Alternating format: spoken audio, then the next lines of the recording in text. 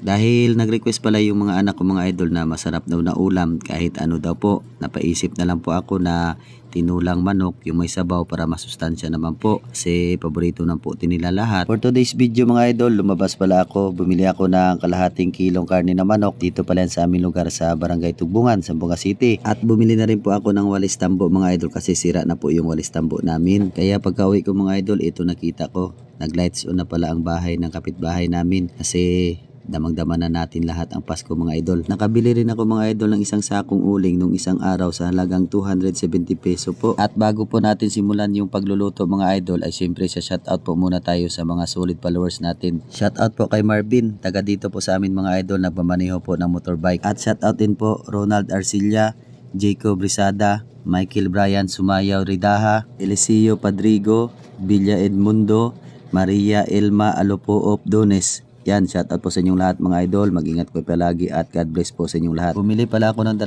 pirasong isdang tulingan mga idol kasi piprituhin po natin yan. Kasi tayo naman po ang padre di pamilya, gagawin po natin ang lahat para lang po mabusog at malagaan natin maayos yung ating pamilya mga idol. At habang pinapainit natin yung kawali mga idol, syempre magagayad muna tayo ng sayuti mga idol para pagbalik natin ay mainit na talaga at naglagay na rin po tayo ng kunting mantika. Baka magtaka kayo mga idol, isang pirasong isda lang yan, ginawa kong 3 piraso kasi yung isdang isa mga idol ay tinago po natin para may maulam naman po pagkabukas mga idol yung mag-ina ko pag wala tayo sa bahay. At okay lang po sa akin mga idol na sabihin nyo po nagkuri po tayo at nagtitipid po sa ulam kasi ito naman po yung diskarte ko para mabuhay po kaming lahat mga idol. At simple ricado lang po ito mga idol tulad ng luya, sibuyas at 1 pirasong kamatis at 2 pirasong bawang mga idol para sa ating tinulang manok. At dahil mainit na po yung ating kawali mga idol ay sinunod ko naman po ginisa yung kamatis, sibuyas, bawang at luya mga idol at sakto lang po yan, napakabango talaga mga idol. At sinunod ko na po yung karne ng manok natin mga idol, bali sinangkutsa ko muna yan para matanggal talaga yung lansa at pinakukuluan ko yan ng mga 20 to 30 minutes po bago ko nilagyan ng tubig at sakto lang po yung sabaw natin mga idol, wag naman natin susubrahan. At sayuti pala yung ginamit natin mga idol, hindi pala papaya kasi pagpunta ko dun sa palengke kanina mga idol, wala pala silang stock na papaya.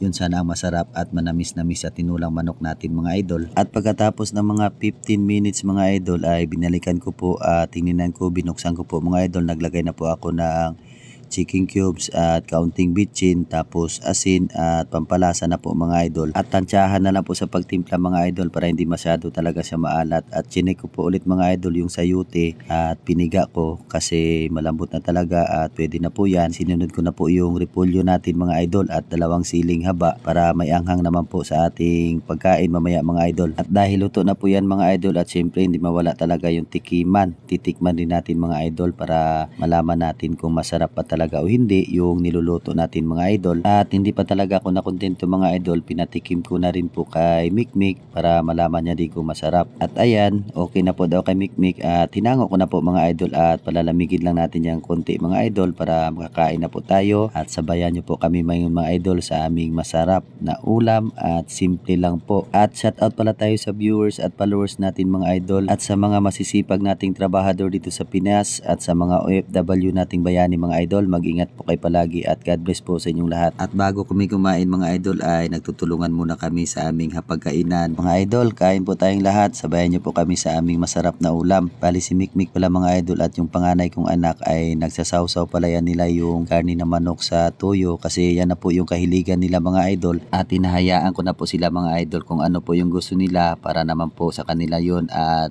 mabubusog naman po yung sila mga idol. At naparami talaga yung kain naming lahat yan mga idol, naubos talaga yung kanin at yung ulam, sakto lang po talaga. At kung nakaabot ka sa part ng video na to mga idol, pwede mo rin to i-follow ang ating page at i-share ang ating video at mag-iwan na rin po ng comment mga idol para malaman po natin kung saang lugar umabot yung video natin mga idol.